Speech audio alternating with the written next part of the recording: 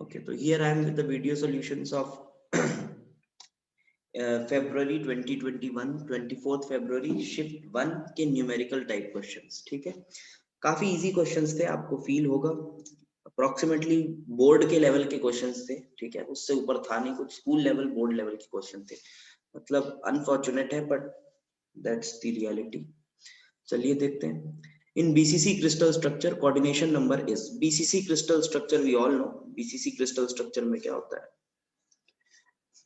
कि आपके एटम्स होते हैं कॉर्नर्स पे। मतलब अगर बच्चा एनसीईआरटी भी थोड़ा थोड़ा पढ़ा है तो ये तो बन ही जाएगा ये, और ये बीच में होता है एक एटम, टच करते हैं सब एक दूसरे को। Coordination number is the number of nearest neighbour, first nearest neighbour. पहला नियरेस्ट नेबर क्या है, ये भी है ये भी है, सब बराबर डिस्टेंस पे से एकदम बॉडी के बीच में। So these all are the first nearest neighbors, like this. So how many atoms touch this center one? So this is 8. So coordination number will be 8. Then total number of amphoteric compounds among the following. Amphoteric की एक list आपने अगर पढ़ी होगी तो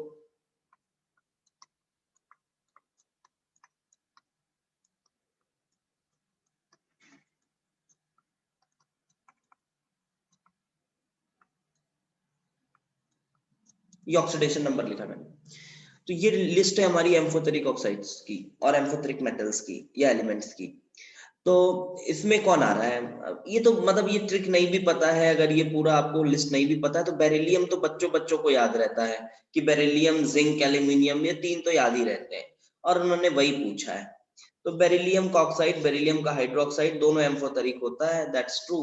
barium कहाँ से एम्फोथेरिक होगा, ये तो प्योर मेटालिक है, प्योर मेटालिक है, अल्कलाइन अर्थ मेटल। ठीक, so this is our answer is 2. Then they have asked balancing sort of question from redox reaction, and ठीक है थोड़ा डिस्प्रपोर्शनेशन डाल दिया है बट मुश्किल नहीं है, रेडॉक्स बैलेंसिंग है और डिस्प्रपोर्शनेशन डाल दिया है।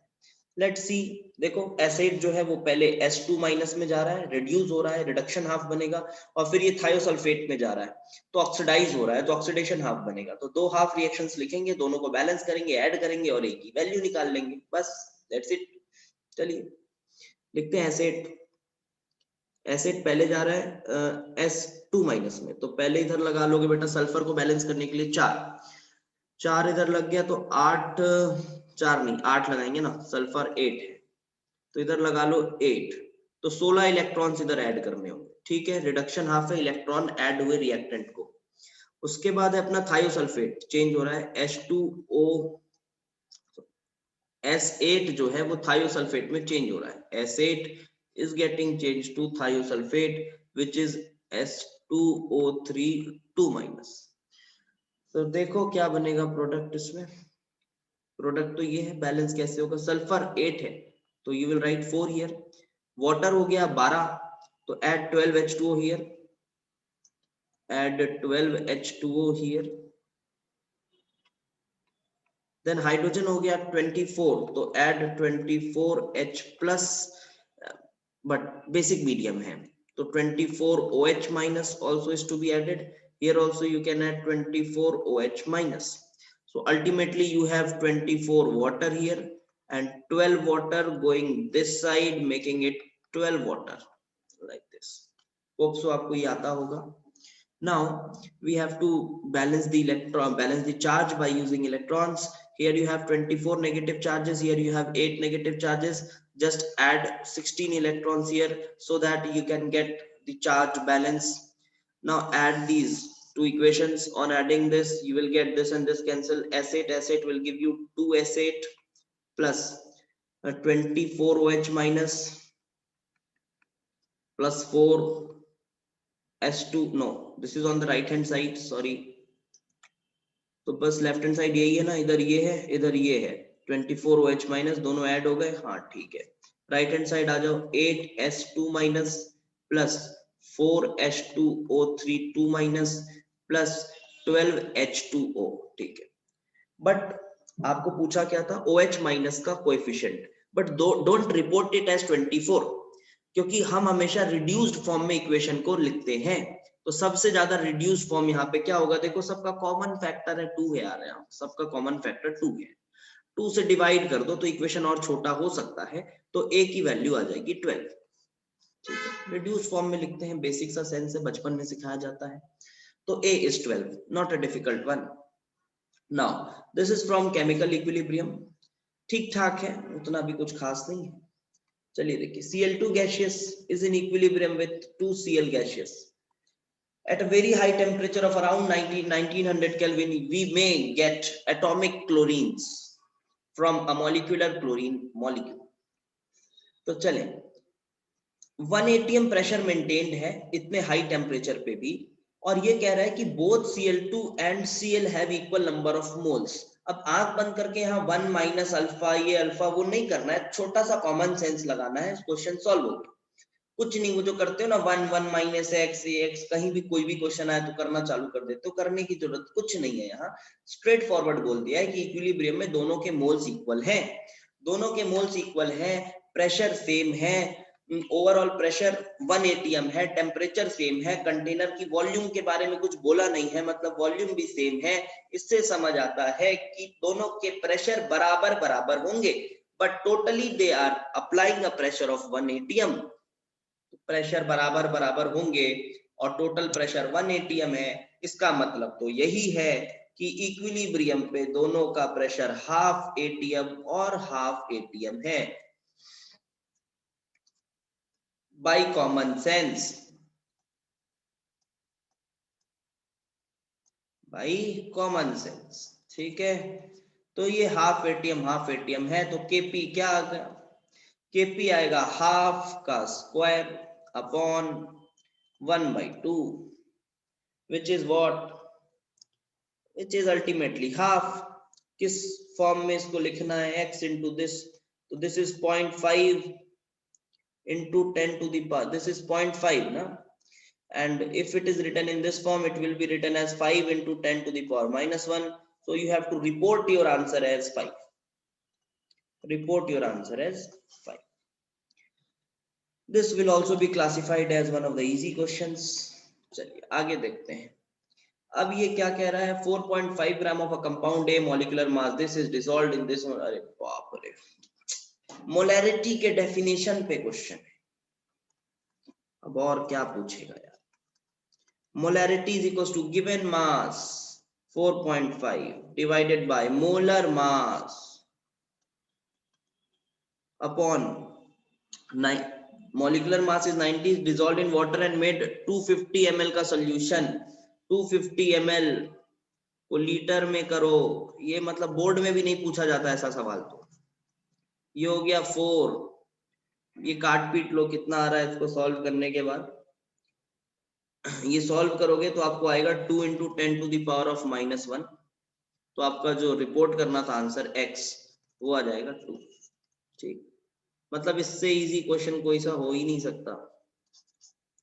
Then proton and lithium 3+ ion are accelerated with same potential, ये ठीक ठाक था, बोल सकते हैं, अगर ये पता नहीं है बच्चों को तो नहीं बनेगा। सेम पोटेंशियल के साथ उसको एक्सिलरेट किया गया है, और उनके डी ब्रॉगली वेवलेंथ का रेशियो पूछ रहा है। You should know that de Broglie wavelength when protonic charges or positive charges are or any charges are accelerated, we have de Broglie wavelength written as this, like this na, 2m q into v, q is the charge and v is the potential by which they are being accelerated. So potential is same, mass के बीच में relation दिया हुआ है, और charge देखते हैं 1 unit 3 unit है जो भी है। so हमको क्या बताना है, इस लैम्डा का वेवलेंथ, ये जो वेवलेंथ है इसका हमको रेशियो बताना है फॉर प्रोटॉन, मतलब एक H+ और एक Li3+ आयन के लिए। सो अब इसको मैं क्या लिख सकता हूँ, what it can be written as, it can be written like lambda H+ upon lambda Li+3 is equals to under root of, अच्छा इनवर्स प्रोपोर्शन में दिख रहा है मास के साथ, तो it can be written as mass Li+3। अच्छा charge कितने यूनिट हो गया, V को तो मैंने कांस्टेंट मान लिया, H को भी कांस्टेंट मान लिया, कट गए, बेसिक सा सेंस है। Q जो है वो कितना है, 3 यूनिट्स फॉर Li+, और H+ के लिए 1 यूनिट, H+ के लिए 1 यूनिट, तो यहाँ लिखो mass of Li3+ into charge is 3 units divided by, इधर आएगा H प्लस के लिए, इनवर्स प्रोपोर्शन में था, पीछे से देख सकते हो। तो mass of H plus into charge which is 1। अब मास के बीच में रिलेशन दिया हुआ 8.33 टाइम्स है, so this will be written as 8.33 into 3 which is approximately root of 25 which can be written as 5. So the ratio coming out is 5. This is also very simple question that we will say. Then chemical kinetics से बहुत ही साधारण सवाल पूछा गया है, ये board level का सवाल है। This is also very easy.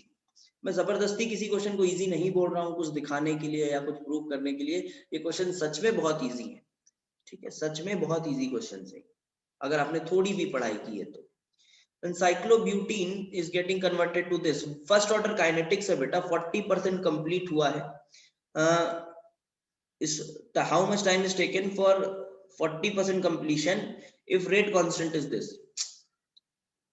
40% completion time बताना है। Time is equals to first order का equation 2.303 k, k is 3.33 into 10 to the power -5। ध्यान रखें सेकंड्स में आएगा ये, आपको फाइनल आंसर मिनट्स में रिपोर्ट करना है, कोई बड़ी बात नहीं। लॉग ऑफ 40% रिएक्शन कंप्लीट हो गया तो कितना बचा? 60% बचा। तो A not upon A left, A left कितना है, कितना बचा? 60%, 60/100 of A not. Just solve this and on solving this you will get, I'm not solving it, 15327.53 seconds.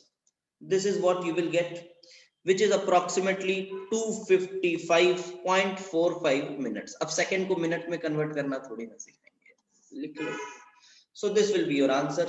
This is also typically a very easy question. Next one is, for a equilibrium reaction at this much Kelvin and 1 atm pressure, equilibrium constant is 100. अच्छा, and value of delta G reaction is -XR, मतलब delta G की value हमको चाहिए। So how can we find the value of delta G? A straightforward, very famous equation of thermodynamics, delta G degree is equals to -RT ln K equilibrium. So what is K equilibrium here?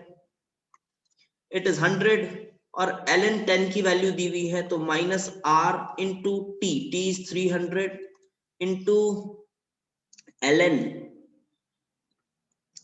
K equilibrium 10 का square आया बाहर, क्या कर रहा हूं मैं, ये हो गया 300 into 2 into ln 10। ln 10 की वैल्यू दी हुई है 2.3 and on simplifying this you will get -R into 300 into 2 into 2.3, ultimately it will give you -1380 R। ये मैंने कैलकुलेट इसमें करके रखा हुआ है, वही देख के बता रहा हूं। तो 1380 R। So how you will report the answer? X की वैल्यू क्या रिपोर्ट करोगे बेटा? -1380 will be the reported answer। Then come to question number 9, coordination complexes से, ये भी NCERT से उठाया गया सवाल है। आपको स्टेप वाइज डिसोसिएशन कांस्टेंट दिए हुए हैं, डिसोसिएशन तो नहीं, यहाँ पे फॉर्मेशन कांस्टेंट दिए हुए हैं स्टेप वाइज, और पूछ रहा है क्वेश्चन में कि डिसोसिएशन कांस्टेंट इसका क्या होगा। So you know that step wise formation constant से आप total formation constant निकाल सकते हो by just multiplying the value of K1, K2, K3, K4. It is nothing but a common sense, just definition of equilibrium constant। आप रख के रखें और सबको काट दें, कट जाएगा सब कुछ, और क्या आ जाएगा आपका? KF will be equal to, KF for the reaction is nothing but the stepwise formation constants का product।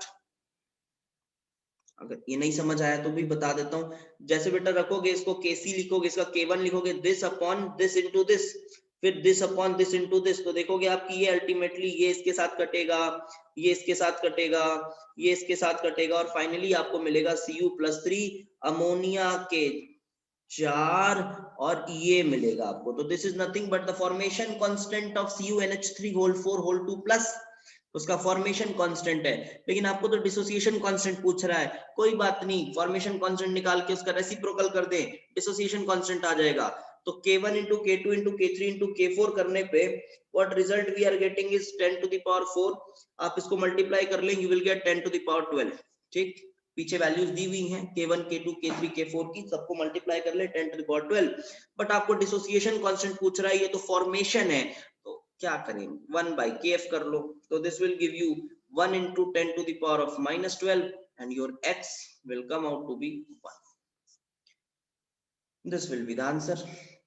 Now coming to the last question. Last question is picked up from colligative properties का want of factor से थोड़ा बहुत लिया गया। ये भी board level का क्वेश्चन है, एनसीईआरटी का ही है शायद, मुझे जहां तक देख के लग रहा है एनसीईआरटी के बैक एक्सरसाइज में शायद है ये question, I don't actually know. चलो देखो, तो when this much gram of, ये एक इलेक्ट्रोलाइट है, इसको डिसॉल्व किया वाटर में और रिजल्टिंग सॉल्यूशन 500 ml बना दिया, डिप्रेशन पाया फ्रीजिंग पॉइंट में 0.5 डिग्री सेल्सियस, तो परसेंटेज डिसोसिएशन मतलब आपको निकालना है अल्फा। पहले वांट ऑफ फैक्टर निकाल लो, ठीक है, वांट ऑफ फैक्टर निकाल लो पहले। Van't Hoff factor delta TF is equals to i K F into molality, we can apply this very easily and van't Hoff factor will come out as delta TF upon KF into molality. Molality के लिए क्या क्या चाहिए, molality के लिए चाहिए given mass of solute, mass of solvent, यहाँ पे 500 ml कर दिया है, 500 ml कर दिया है, कोई दिक्कत नहीं है, 500 ml करके ही कर लो, 500 ml करके कर लो, मोलैलिटी मोलैलिटी सेम मान लो और उसके साथ कर लो काम, ठीक है। तो आपको इधर आ जाएगा I की value, so I value you will get, तो I की वैल्यू क्या आ रही है, लेट अस फाइंड फर्स्ट। तो नहीं तो एक काम करो ना, सीधे लो दूसरे तरीके से कर लो, CH2 COOH शायद ये दिया हुआ है, और इसको आप तोड़ लो पहले CH2 COO माइनस और H प्लस। तो मान लो इनिशियली 1 लिया तो 0 था, 1 माइनस अल्फा हुआ तो ये हुआ अल्फा, ये हुआ अल्फा, तो I आपका आ रहा है 1 प्लस अल्फा, ठीक है, I तो ये आ रहा है। सो आई निकालने के लिए आपको डेल्टा टीएफ, आई पीछे बताया कैसे निकालना है, डेल्टा टीएफ दिया हुआ है 0.5 is equals to K F is 1.86, I भी यहाँ पे मल्टीप्लाई करेंगे इनटू मोलैलिटी को मोलैरिटी के बराबर ही मान लो, क्योंकि और कोई ऑप्शन यहाँ पे ऐसा हिंट गिवन नहीं है। सो 9.45 ग्राम ऑफ दिस, इसका मोलर मास कितना आ रहा है, शायद 94.5 ही आ रहा है, देख लेना, मोलर मास 94.5 ही आ रहा है। और आप मोलैरिटी को बार बार कह रहा हूं, मोलैलिटी मोलैरिटी यहाँ सेम मान लें, क्योंकि और कोई ऑप्शन नहीं है, डेंसिटी वेंसिटी सॉल्यूशन की गिवन नहीं है। तो 1.86 into 9.45 given mass upon 94.5 the molecular mass into 1000 divided by 500. So in this way you can find the value of I, which is coming out to be 1.075, और इधर से बेटा निकाल लोगे alpha, alpha is 1.075 minus 1 which is 0.075, तो percentage में answer report करना था, तो 7.5% is the answer. So none of the questions were difficult, बहुत इजी 10 क्वेश्चंस थे, you can pick any 5 of them. If you have liked the video solutions, you can like the video and share it with your friends. Soon I will be coming with next videos or of different shifts. Thank you.